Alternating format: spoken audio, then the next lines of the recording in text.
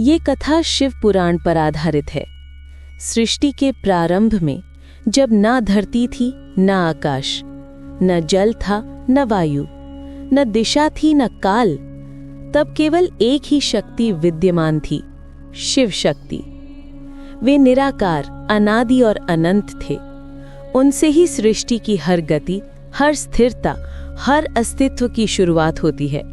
समय बीता और जब सृष्टि रचना का समय आया, तब भगवान ब्रह्मा जी का जन्म हुआ सृष्टि की रचना के लिए, और भगवान विष्णु जी का जन्म हुआ सृष्टि के पालन के लिए।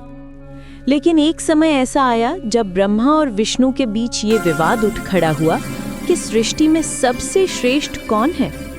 ब्रह्मा जी बोले, मैं सृष्टि का रचयिता हूं, अतः मुझसे बड़ा कोई नहीं। विष्णु जी बोले, मैं सृष्टि का पालन करता हूं, इसलिए मैं ही सर्वोच्च हूं। उनके बीच तर्क वितर्क बढ़ता गया और तभी अचानक आकाश में एक अद्भुत दृश्य प्रकट हुआ। एक अनंत अग्नि का स्तंभ जो ऊपर तक जा रहा था और नीचे तक उतर रहा था, पर उसका कोई आरंभ दिखाई नहीं दे रहा था और ना कोई अंत। दोनों देवता विस्मित रह गए। उस अग्नि स्तंभ की तीव्रता इतनी अधिक थी कि उसका प्रकाश पूरे ब्रह्मांड को आलोकित कर रहा था। ब्रह्मा और विष्णु ने उस अग्नि का रहस्य जानने का निश्चय किया। विष्णु जी बोले, मैं नीचे जाकर इसकी जड़ खोजता हूँ, और उन्होंने वराह रूप धारण किया और वो नीचे की दिशा में चल पड़े। ब्रह्मा जी बोले, मैं इसके शीर्ष को खोजता हूँ, और हंस रूप में ऊपर की ओर उड़ चले। युगों बीत गए, परंतु ना विष्णु को अंत मिला, ना ब्रह्मा को शीर्ष मिला। थके हुए विष्णु जी लौट आए और बोले, हे प्रभु, मैं उस ज्योति स्तंभ का अंत नहीं पा सका। पर ब्रह्मा अहंकार में आकर झूठ बोले, मैंने उस अग्नि स्तंभ का शिखर पा लिया है।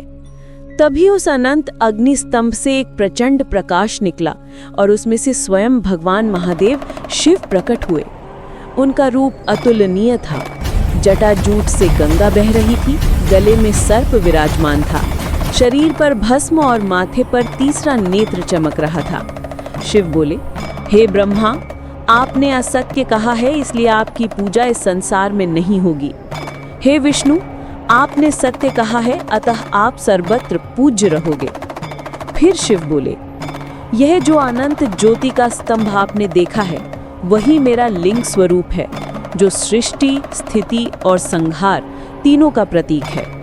ये लिंग ना आरंभ है, ना अंत, ये केवल अस्तित्व है, केवल सत्य है।